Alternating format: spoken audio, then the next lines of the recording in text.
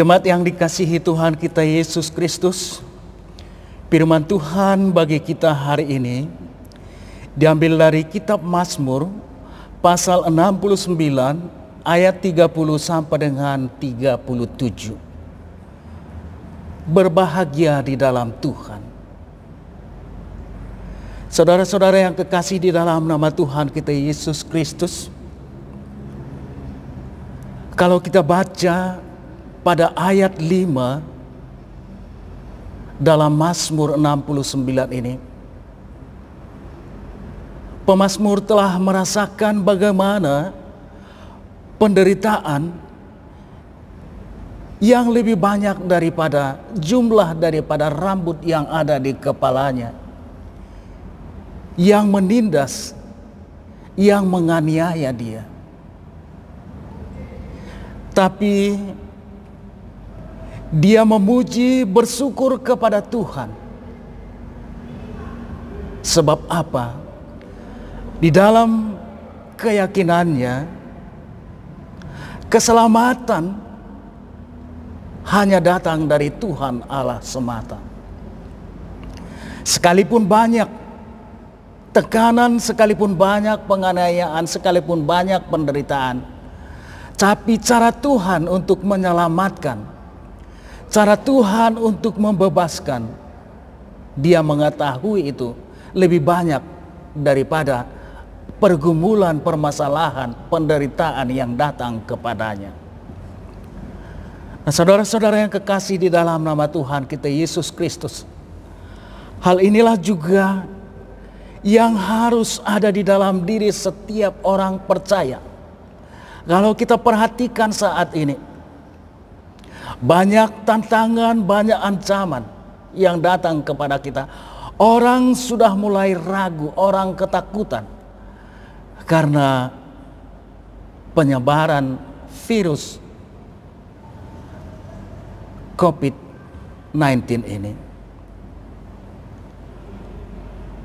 Biasanya orang yang tertekan, kalau tidak ada di dalam Tuhan, itu layaknya seperti bejana tanah yang dibakar oleh api. Kalau bejana tanah yang tipis, maka apa yang ada di dalam bejana ini, kalau dibakar oleh api, itu akan juga pecah dan keluar apa yang isi di dalam bejana ini. Begitu juga kalau kita bukan menjadi orang-orang yang percaya, orang-orang yang bersandar kepada Tuhan, bisa saja kita ini terbuat dari bejana yang murah pecah, maka ada api, ada ancaman penderitaan, ada ancaman penyakit, sehingga apa yang ada di dalam diri kita, semua itu akan tertumpah dan menjadi sia-sia. Potensi yang ada di dalam diri kita, semua yang ada di dalam diri kita menjadi sia-sia karena dibakar oleh situasi ini. Akhirnya kita pecah. Yang berharga yang ada di dalam diri kita, iman itu juga menjadi tidak bermanfaat. Tapi pemazmur disinilah mengharapkan kepada orang-orang percaya, sebagaimana pemazmur sekalipun banyak penindasan, penderitaan yang datang kepadanya, dia memuji Tuhan sebab dia sadar keselamatan hanya ada dari dalam Tuhan itu sendiri. Ia bersuka cita di dalam Tuhan karena seperti pengakuannya, ia tidak mau mengandalkan kekuatannya. Seperti digambarkan di sini, lembu yang bertanduk. Ia mau rendah hati. Ia mau menyelami setiap penderitaan itu dengan kerendahan hati. Selayaknya seperti Yesus Kristus, dia tahu banyak penderitaan yang akan datang kepada dia, tapi dia menyatakan, aku tahu Tuhan, cawan ini sangat berat. Aku berharap bisa ini berlalu, Tapi bukan kehendakku yang jadi, tapi kehendakmu-lah yang jadi. Kerendahan hati dalam menyelami setiap penderitaan yang datang kepada kita, itulah yang membuat kita semakin kuat menghadapi pergumulan-pergumulan, menghadapi penderitaan-penderitaan. Ada juga diperlihatkan oleh pemazmur melalui firman ini kepada kita. Dia seperti orang miskin. Orang miskin adalah orang yang hanya berharap melalui pemberian orang lain, maka dia dapat makan, maka dia dapat memperoleh sesuatu. Apa artinya jemaat yang dikasihi Tuhan kita Yesus Kristus? Demikian juga pribadi orang-orang percaya seperti orang miskin. Kalau bukan Tuhan yang memberikan, maka keselamatan, maka sukacita tidak ada pada dia. Maka dia hanya berharap kepada Tuhan. Dia hanya memohon kepada Tuhan keselamatan dan sukacita yang dari Tuhan. Jadi saudara-saudara yang kekasih di dalam nama Tuhan kita Yesus Kristus, dalam kerendahan hati, pemazmur berharap kepada Tuhan seperti yang dinyatakan dalam Mazmur 130 ayat 7. Berharaplah kepada Tuhan hai Israel, sebab pada Tuhan ada kasih setia dan Ia banyak kali mengadakan pembebasan. Mari kita berharap Ia banyak kali mengadakan pembebasan di dalam setiap apapun yang akan kita hadapi di dalam kehidupan ini. Kerendahan hati adalah penyerahan diri secara totalitas kepada Tuhan. Yang kalau di dalam 1 Petrus 5 ayat 7, serahkanlah segala kekhawatiranmu kepadanya, sebab Ia yang memelihara kamu. Kita yakin dalam situasi yang datang kepada kita, kita mau menyerahkan itu kepada Tuhan, Tuhan akan memelihara kita. Inilah yang memantapkan hati pemazmur, dan ini jagalah yang akan memantapkan hati kita menghadapi tantangan-tantangan, persoalan-persoalan penyakit, persoalan-persoalan kehidupan pada saat sekarang ini. Nah, saudara-saudara yang kekasih di dalam nama Tuhan kita Yesus Kristus, kerendahan hati dalam menghadapi setiap pergumulan itu juga membuat pemazmur dapat berseru untuk semua dunia ini akan memuji, memuliakan Tuhan. Salah satu contoh bagaimanakah supaya kita di dalam penderitaan kita pun mampu mengajak orang lain bersuka cita, memuji dan memuliakan Tuhan. Ada buku ditulis oleh Henry Nouwen, Yang Terluka Yang Menyembuhkan.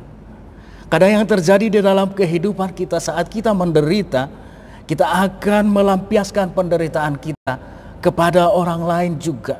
Tapi seharusnya sebagai orang percaya, sekalipun kita terluka, kita mampu memperlihatkan iman kita, kita mampu melimpahkan kebaikan kita, sehingga kita mampu menjadi penghibur, kita mampu menjadi penyembuh sekalipun kita mengalami luka tertindas oleh dunia ini.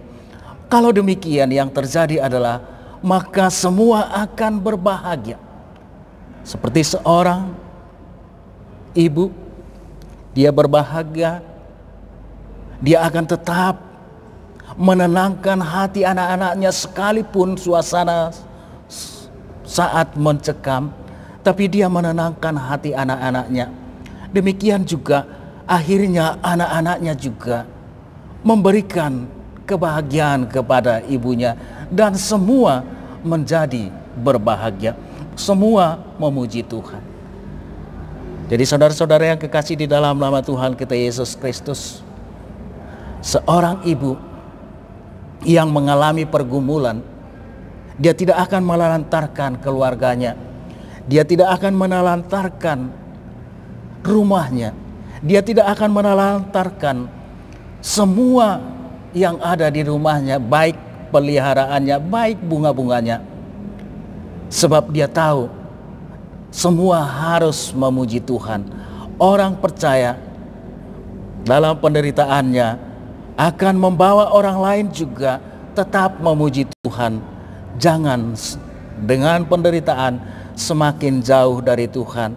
Dengan penderitaan kita akan merasakan kenyamanan sebab kita bersandar dan berharap hanya kepada Tuhan. Dalam Tuhan kita akan bersuka cita. Jadi ada lagu di dalam Haleluya nomor 151.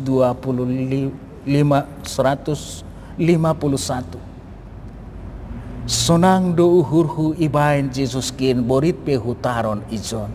Dalam penderitaan Tuhan akan memberikan kebahagiaan karena Tuhan akan memberikan kekuatan. Berbahagia di dalam Tuhan. Aplikasinya saat ini saat kita mengalami ketakutan karena pengaruh virus COVID-19. Yang dari sisi positifnya adalah